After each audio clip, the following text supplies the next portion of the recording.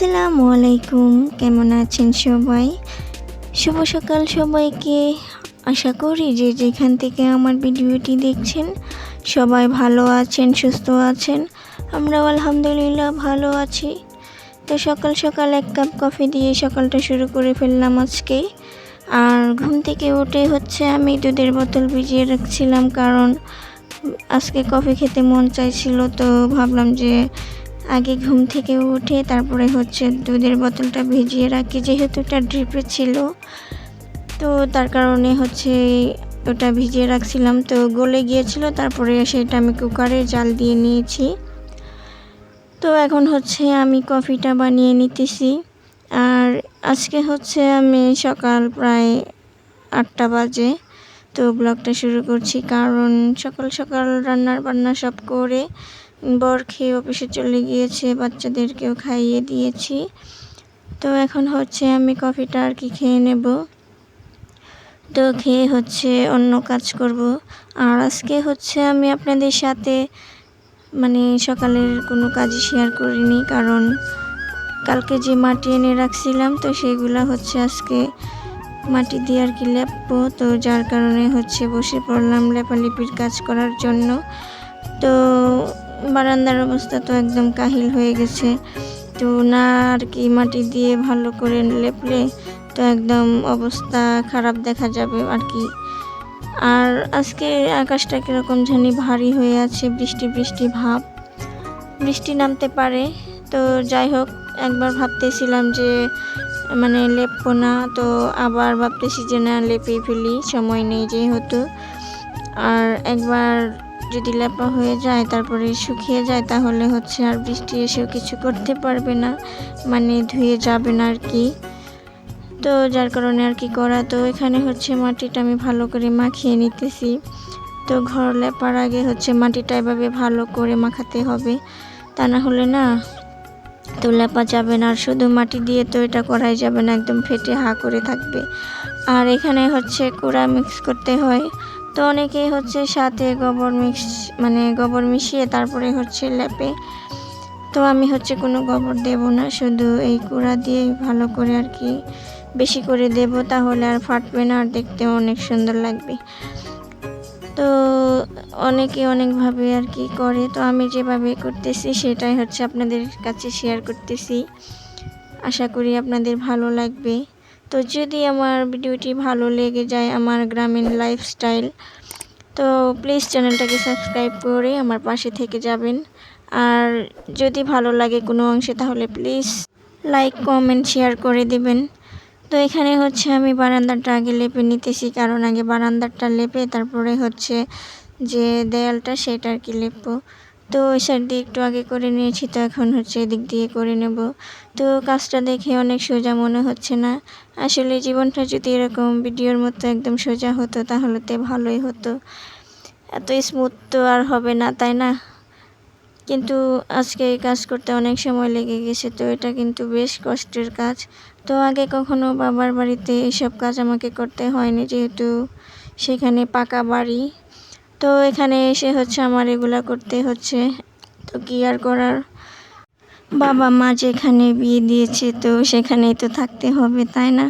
তো আসল কথা কি, আমার মা আমার কোনো বড়লোক বা বাড়িঘর দেখে আমাকে বিয়ে দেয়নি।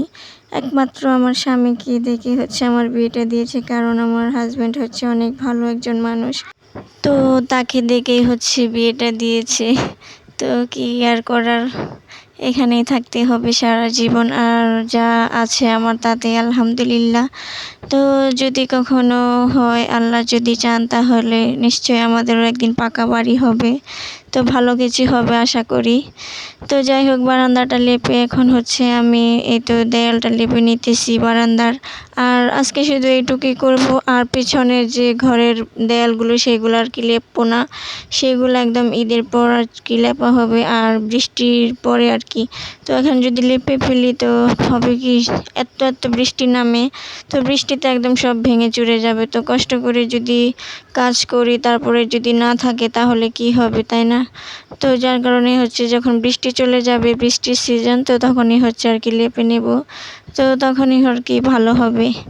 তো এখন শুধু এইটুকু লেপো, কারণ এইটুকু একদম কীরকম অবস্থা হয়ে গেছে দেখতেই পাচ্ছেন, ভালো লাগছে না। তো লেপার পর হচ্ছে অনেক সুন্দর হয়ে যাবে। এক এক সময় আর কি ভালো লাগে না এসব লেপা, মানে মাটি দিয়ে কাজ করা। তো কি করব, করতে তো হবেই, কারণ কেউ তো করে দিবে না, তাই না? নিজের কাজটা নিজেই করতে হবে। তো তো শুধু শুধু বসে না থেকে আর কি করেই ফেলি।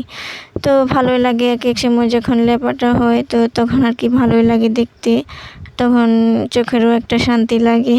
তো যখন এরকম ভেঙে চুরে যায় তখন আর কি ভালো লাগে না।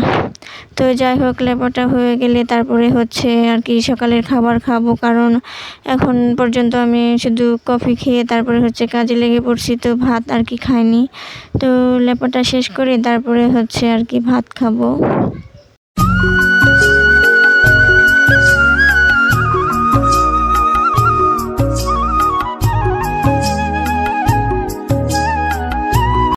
তো সব কাজ করে গোসল করেও আসছি, আর এসে তো এখন খেতে বসে পড়লাম।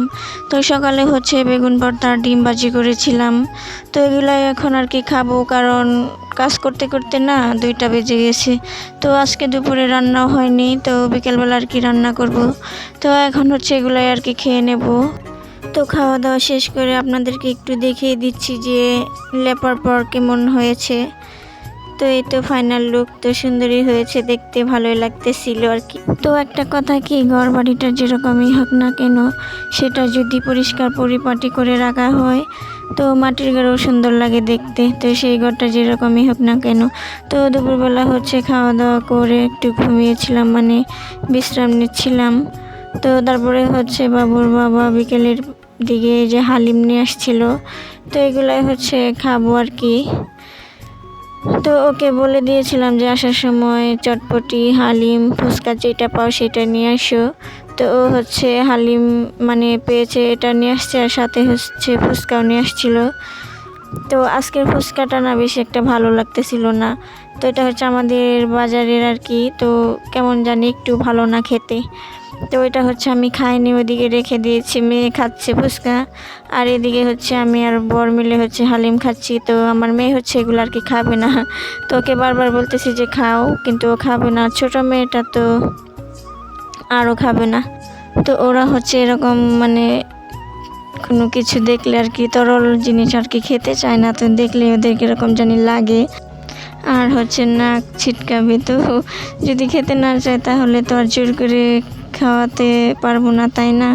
তো এই তো এদিকে হচ্ছে ঢেলে নিয়েছি আর আমরা 2জন খাচ্ছি। তো আমি হচ্ছে ওকে বারবার বলতেছিলাম যেটা কিসের মাংস, আবার শিয়ালের মাংস না তো। তো ওকে বারবার এরকম বলি যে বাইরের কোনো খাবার খেলে না আমার ওকে এরকম জানি একটা লাগে। তো ওকে হচ্ছে বারবার বলি যে এটা কিসের মাংস, তো এরকম কেন খেতে। তো মানে আমার একটু সন্দেহ লাগে, তো কারণ সারা দিনই হচ্ছে ফেসবুক তারপরে নিউজে দেখি যে কুকুরের মাংস, শিয়ালের মাংস বিক্রি করা হয়। তো এগুলা যখন খায় তখন হচ্ছে সেই কথাটা আর কি মনে পড়ে। তো যাই হোক, আজকের ভিডিওটি এ পর্যন্ত। সবাই ভালো থাকবেন। আল্লাহ।